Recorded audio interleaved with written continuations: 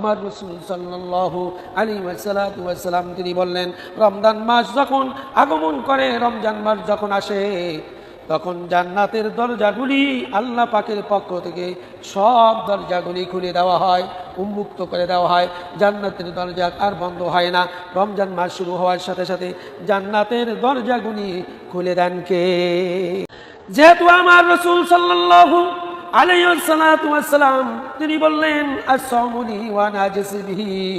হাদিসে কুরসিতে আল্লাহর রাসূলের এই কথাটি এসেছেন, যা নাকি আল্লাহ পাক বলেছেন আমার রাসূলের জবান দিয়ে। তার নাম হচ্ছে হাদিসে কুরসি।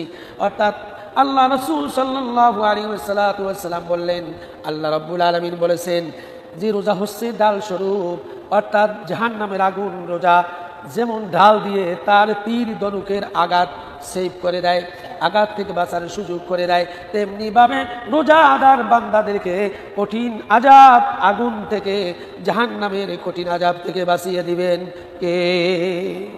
আমার আল্লাহ। আস-সাওমুনি ওয়া আনা আজসি বিহি, এটা একটা ঢাল স্বরূপ।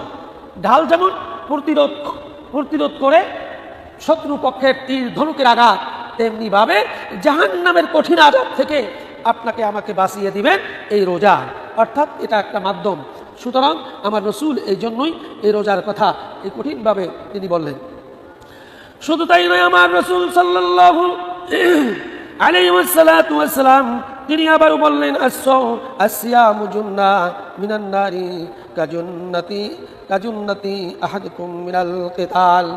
আমার রাসূল সাল্লাল্লাহু আলাইহি ওয়াসাল্লাম বলছেন, যুদ্ধে তোমাদের যখন ঢাল থাকে, তোমরা তেমনি জাহান্নামের আগুন থেকে ঢাল হলো রোজা এবং সিয়াম। অন্যত্র এই হাদিসটা আরেকভাবে তিনি বলেছেন যে শত্রুপক্ষের মধ্যে তোমার হাতে যদি ঢাল থাকে, তাহলে শত্রুপক্ষের আঘাত থেকে তুমি বাঁচতে পারবে। আর তুমি যদি রোজাদার হও, তাহলে কঠিন আযাব থেকে তোমাকে বাঁচিয়ে দিবেন কে? সেই জন্য আমার রাসূল সাল্লাল্লাহু আলাইহি ওয়াসাল্লাম তিনি আবারও বললেন, ইজা জা রমাদান ফুতিহাত আবওয়াবুল জান্নাহ ওয়া গুলিকাত আবওয়াবুন নারি ওয়া সুফিদাতিশ শাইতান।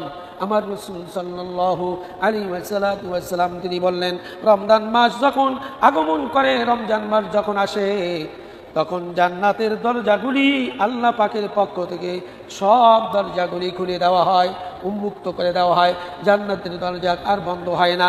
রমজান মাস শুরু হওয়ার সাথে সাথে জান্নাতের দরজাগুলি খুলে দেন কে? এরপরে পক্ষান্তরে বলেছেন, অগুল্লিকত আবওয়াবুন নার ওয়া সুফিদাতিশ শাইতান।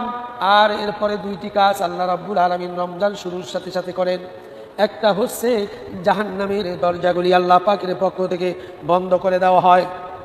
অগুল্লিকাত আবওয়াবুন নার, এই নার মানে জাহান্নাম, জাহান্নামের দরজা বন্ধ করে দেন কে? এরপরে আল্লাহ রাব্বুল আলামিন বলছেন, অসুফিদাতিশ শাইতান। আর আমাদের ইন্নাহু লাকুম আদুউম মুবিন, যাকে শয়তানকে প্রকাশ্য শত্রু হিসাবে আল্লাহ পাক ঘোষণা দিলেন, সেই প্রকাশ্য শত্রু আদুউম মুবিন শয়তানকে আল্লাহ রাব্বুল আলামিন রমজান আসলে পরে শিকল বন্দি, তাকে বন্দি করে ফেলে। আওয়াজ দিয়ে বলি সুবহানাল্লাহ।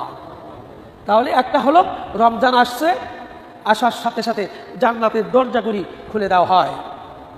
এরপরে রমজানের ফজিলতের কারণে জাহান্নামের দরজা বন্ধ করে দেওয়া হয়। সমস্ত জাহান্নামীদেরকে আর জাহান্নামে রাখা হয় না, বরং জাহান্নামের দরজা বন্ধ, কেউ কোনো আর আযাবে থাকতে পারবে না। এই জন্য যারা মারা গেছেন, যারা চলে গেছেন, রমজান আসলে পরে তারা খুশি হয়ে যায়, তারা খুব আনন্দ পায়। অর্থাৎ তাদের যে আযাবের মধ্যে থাকে, আযাব থেকে মুক্তি করে দেন কে? তার মানে জাহান্নাম বন্ধ, জাহান্নামের কোনো আযাব চলবে না, জাহান্নামে কেউ ঢুকবে না। এই জন্য জাহান্নামের দরজা আল্লাহ পাক বন্ধ করে দেন। আর একটা হচ্ছে যেই শয়তান মানুষকে ধোঁকা দিয়ে, প্ররোচনা দিয়ে মানুষকে অন্যায়ের পথে, অপরাধের পথে মানুষকে ধাপিত করে, আল্লাহ পাক সেই শয়তানকে শিকলবন্দি করে ফেলেন। শয়তান আর মানুষকে ধোঁকা দিতে পারে না।